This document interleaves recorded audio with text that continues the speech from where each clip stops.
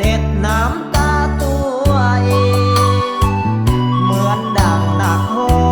มพี่อยากจะขึ้นร้องเพลงบ่แม่นว่าเก่งแต่อยากแสดงออกมาคืออายหักน้องหักจนหมดหัวใจสิเป็นจังใดบ่เสียใจดอกนาถึงแม้นอกหักเจ็บปวดจนหลั่งน้ำตาจังได้กายาขอเพียงได้หักคนงา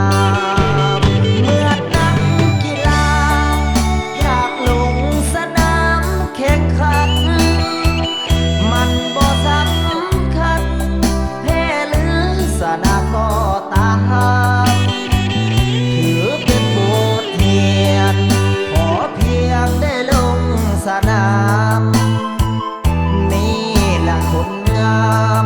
อายหักอีหลีนุ่มคานขอเพียงได้หักอกหักก็บ่เป็นหยังได้หักจากครั้งให้สมใจต้องการถ้าหากสมหวังได้แต่งกับน้องนงคานสิขอสาบานสิมีหักเดียวเท่านี้